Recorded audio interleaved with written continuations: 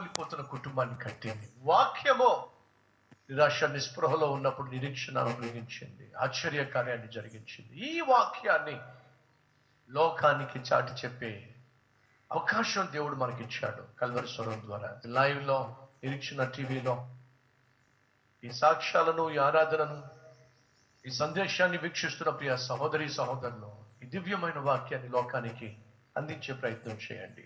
Calvary స్వరాన్ని బలపరిచి సువార్తను దానం చేయండి. రండి, అందరం కలిసి ప్రార్థన చేద్దాం.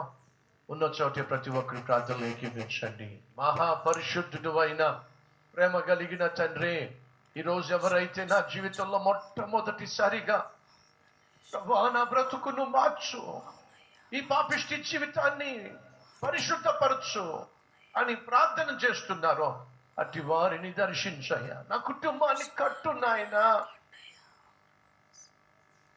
గుడ్రాలుగా ఉన్న నన్ను దర్శించు నాయనా. నిరుద్యోగ సమస్యతో ఉన్న నాకు ఉద్యోగం దయచేయ్యా. ప్రతి పాపమునకు బానిసనైన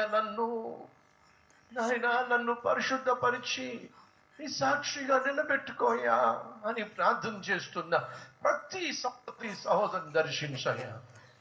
నా సంఘంలో సభ్యులను నాయన లైవ్లో, నిరీక్షణ టీవీలో ఈ ప్రార్థనలో ఏకీభవిస్తున్న ప్రతి ఒక్కరిని ఈ సమయంలో దర్శించు. వారి కష్టం ఏమిటో, వారి బాధ ఏమిటో, వారి వ్యాధి ఏమిటో, ఆయన వారి గోడేమిటో, ఇంట్లో ఉన్న గొడవ ఏమిటో నీకు తెలుసు కదయ్యా.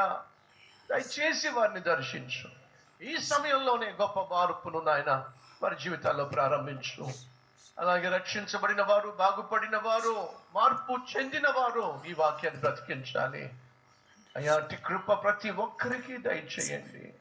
ఈ సేవకు సహకరించే, ప్రార్థన చేసే, దశమ భాగం ఇస్తూ, కల్వరి స్వరాన్ని బలపరుస్తూ నాయనా ఈ దివ్యమైనటువంటి వాక్యాన్ని లక్షల మందికి, కోట్ల మందికి, లోకానికి పరిచయం చేస్తున్న ప్రతి ఒక్కరిని ఆశీర్వదించు. యేసుక్రీస్తు నామం పేరట వేడుకుంటున్నాం తండ్రి.